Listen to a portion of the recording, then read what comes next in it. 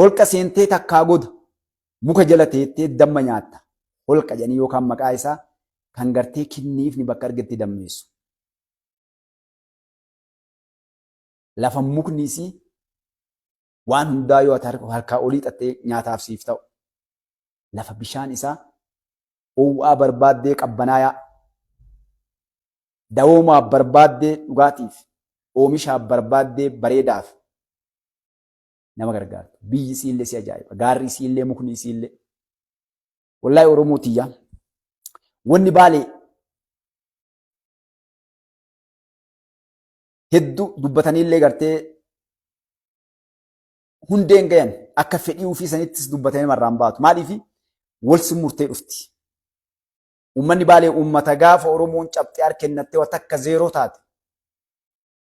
Kafari Kiristinnaa fudhu Ortodoksii jennaan hin fudhannu jedhu. Useen Buneellee achii qawwee dha'e. Jeneraal Waaqoo guutuullee aangoo sii kennina dardara tura rabbi isaanii araaramu. Kafari Kiristinnaa ka'e aangoo sii kennaa jedhi. Laa jedhe. Eessuma qawwee qabaa eessuma irraa qawwee hiikkatanii yoo kaatolaa yookaan humnaan diina kana dhaya amantii tiyyaa sabummaaf amantii gadhiisiin tuffii kiyya jedhanii qabsoo gaara seenan. Qawwee isaan dhahaniin Oromoon Oromummaa ofii mirkaneessite yaadda. Dhaaba isaan ijaaraniin kutannoo murannoo isaan saba ofii haleelchisanii xiqqaa guddaa isaanii uummanni Baalee daaraa itti ta'ee cilee itti taheen qabsoon gootowwan Harargeedhaa sooressa jaarraa abbaa gadaa Baalee maaliif jirti Baaliyyoon jechuun dhaqanii yeroo dhaqan Baalee gartee qawwee takka takkaatiin ufii daladdee mukarraa buccee mismaaraaf rasaasa wal dura keettee waan saayintistoonni dalage qotee bulaan keenya horsiisee bulaan keenya hawaasni keenya dalaguudhaan xiyyaara diinotaa samii irraa harcaasaa turan. Yeroo kana birmachuu gara Harargee deebi'an. Yaa uummata Harargee arfan qallooni teettanii obboleewwan keenya diina haleelaa jiranii. Bakka nu kufnee lafa dhoofnee dadhabne. Jagnoota kanaaf gootowwan kanaa lammii teennaa saba keenyaa birmachuu qabnaa jedhanii birmatan. Dhiira hedduu waliin ta'anii harree fe'atanii imala eegalan. Karaan dheeraa. Kadeeman dhokataniiti. Kadeeman diina keessa. Sooressa jaarraa abbaa gadaa dadhabne nusi waliin deemuu hin dandeenyu jennaan leencichi Oromoodhaa ilmi arfan qalloo harreef waan irra jiru naaf kennaa beenaa jedhanii. Baalee dhaqaniiti waan gootowwan dalagan argan gaazexeessaa ta'anii haga dandan addunyaadhaaf facaasan. Kana qofatti hin dhiifne ibidda isaan irraa qabsiifanne nullee diina qabsiisuu qabna. Obboleewwan keenya irraa qoodamuu qabna. Baaleen maadda balaa itti buusan nullee gamanaan balaa itti buufnaa jedhan. Akkasiin leencoowwan alaaf keessa jiranii wal ijaaran. Gaafa kana Yaappaan kaate. Gaafa kana mi'eessoo kaate. Gana gaafana nafxanyoonni warri mishiiniin barsiifatte. Warri Ortodoksiin barsiifatte yeroo kana dhukkubni isaan qabe. Warri nu dhoorkinu, nu kafarree, nuti Oromummaa gadhiifne, nuti Amaarofne. Warri Amaarawuu dide karaa Baalee kana warra Baalee cabsaa jirraa lolaa jirraa Harargee keessaallee arfan qarroo ibidda qabsiifte dhaamsuu qabnaa tana jedhe. Yeroo kana Jeneraal Waaqoo guutuu dhaaba Jeneraal Waaqoo guutuu dhaaba Soomaaleeti jedhanii Oromoon tun akka ittiin hirmaanne godhaniiti. Yeroo kaan qotee bulaadha garasii kan loluu jiru. Lafarraa fudhannaan qotee bulaan lolaa jiraa jedhanii akka Oromoon kun ittiin hirmaannetti balbala itti cufanii turan akka ofitti. Garuu dubbiin akkasii miti. Oromoon tokko hidda tokkooti. Obsitee raftu walirraa naftu. Jagnummaa qabdi hayyummaa qabdi. Walirraan dheettu. Walii birmatti. Quuqamni obboleessa isaa isa quuqa. Halkan rafuu hin danda'u. Yeroo nyaatuu kokkeen qoonqoon hin liqimsituuf. Obboleessa beela jira loluu jiran. Kanarraa akka ka'e arfan qalloollee nullee gootowwan sanyii Jeneraal Waaqoo guutuuti jechuun alaaf keessa wal ijaaruudhaan adda bilisummaa Oromoo kan ABO bu'uuressuudhaan rasaasa jalqabaa tan akka Huseen Buneedhaa diina dhukaase. Leencichi Oromoodhaa Yaman irraa ka'uun qabeenya isaatiif ilmaan isaa facaasuudhaan. Yaa Oromoo,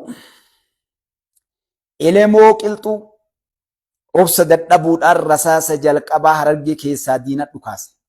Nafxanyoota gogombisee yeroo rasaasni irra buute obboleewwan isaatiin jedheen injifannoo isiniif haa taatu. Qabsoo gootowwan Baalee eegalan bakkaan gayaa gumaa keenya baasaa. Oromiyaan ni bilisoomti. Nafxanyaaf diinonni keenya ni baddii jedhan. Yeroo kana dhagahan warri dhukkubsate. Eega gootowwan Harargee yoo xiqqaatte waggaa 6-7 ol lolanii lolchiisan. Eega qabsoo Oromoodhaa diriirsanii qaanqee gootowwan Baalee irraa qabsiifatan. Harargee keessatti bilbilchan Leencoo Lataa faati, Diimaa Nagahoo fa'a, Daawud Ibsaa faati, Galaasaa Dilboo faati Finfinnee wal ga'anii mari'atan. Hey, tan Baalee cufnee jennaan Harargee keessaa kaate.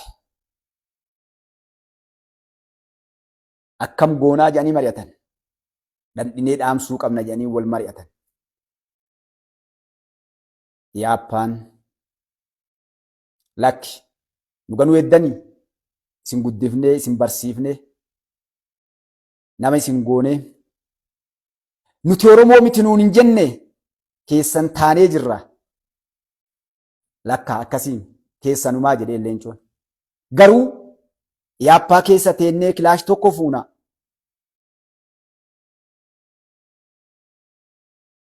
Oromoota bira yoo dhandhe garuu tooftaadhaan qabsoo harkaa fuuna.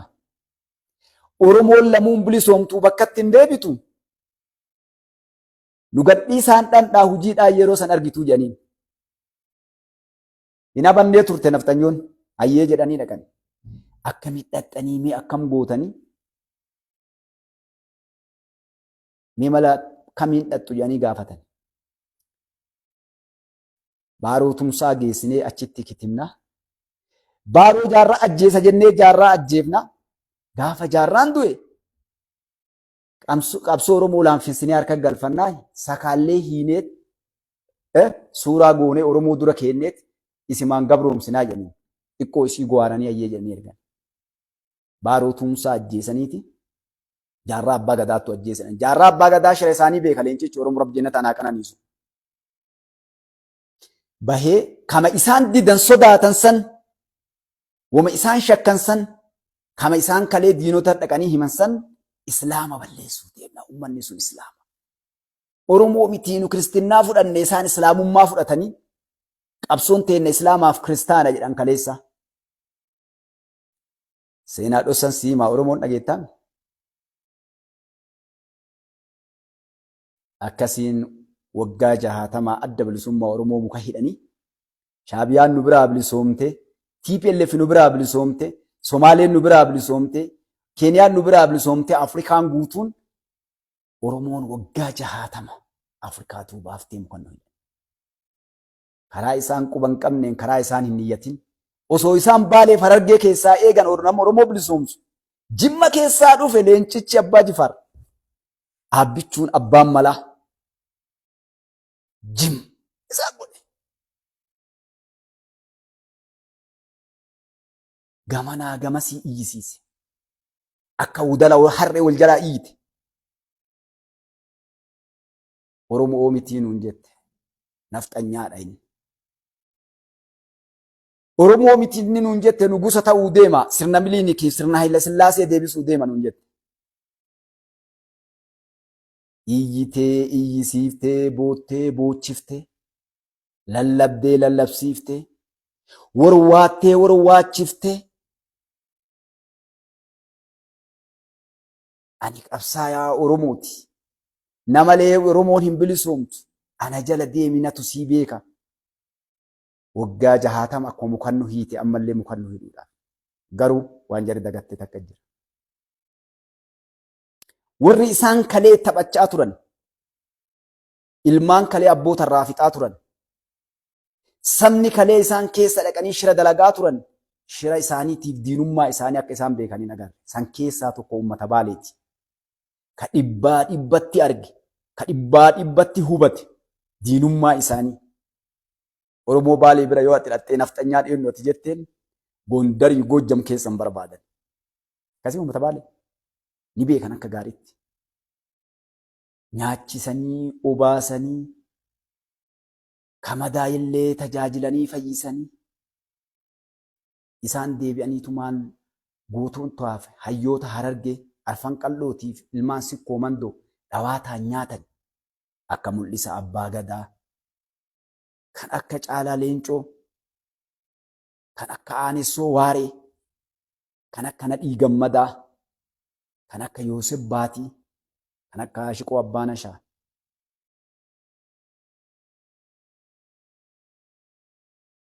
kan akka Baqqalaa Dawaanoo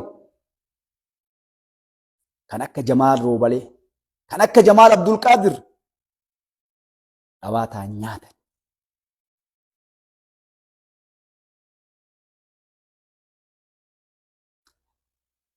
Yaa Oromoo, yaa saba ko, diinni keenyaa nafxanyootaa miti. Diinni keenyaa TPLF miti. Diinni keenyaa Shaabiyaa miti. Diinni keenna kan hugane, kan Oromummaa ofii gane, kan aadaa ofii gane, kan saba ofii gane, kan fira ofii nyaatu, kan obboleessa nyaatu, kan hadhallee nu dhaadatu, kan abbichuu nyaatuuf halkanii guyyaa aadu. Dara dhugaa godhee lallabee hangaasee booyee buuchisee lallabsiisee Oromoon baddee Oromoon cabxee Oromoon saamamtee Oromoo jiruun itti qaalooftee jedha adhalli.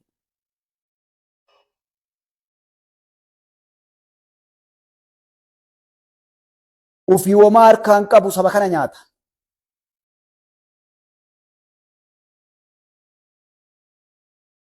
Yaa lammiitii ya saba ko dhiifamallee naa godhaa sagantaarraallee bahe.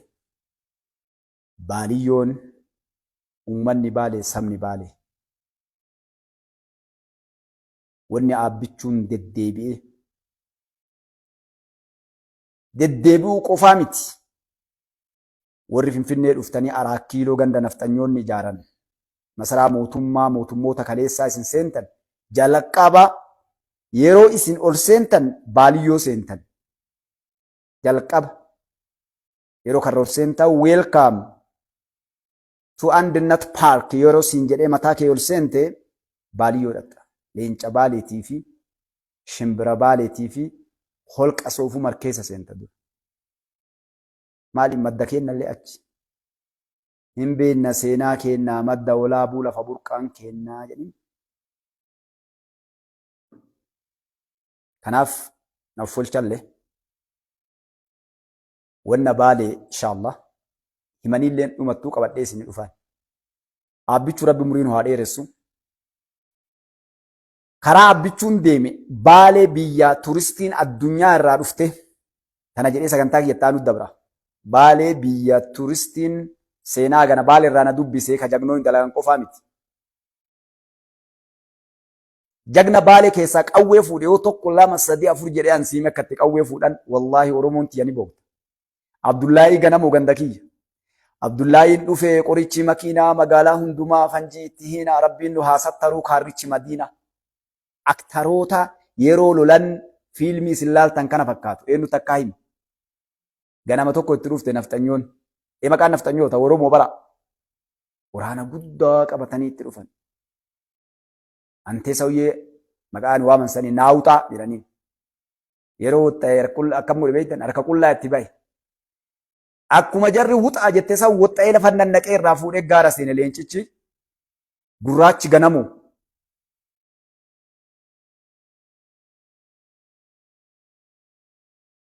Dhiira diina gartee mataa ol bubburaachifte. Dhiira yeroo Abdullaahii jedhan gartee nafxanyaa surree albaatu. Yaa abboo akkam gootaa miti garuu haa ta'u. Mi'a amma gara itti deebi'u gara sagantaa kiyyatti Baalee seenaa Baalee nama barreessullee dhabne nama dubbatullee dhabne. Baalillee dhiirti keessaa dhumatte na fakkaate Baalee bara dhiirti keessaa dhumatte akka laalu. Baaleen gurgurachoo ka'anii bara kana madda walaabuu fuudhanii Booranaa kennan.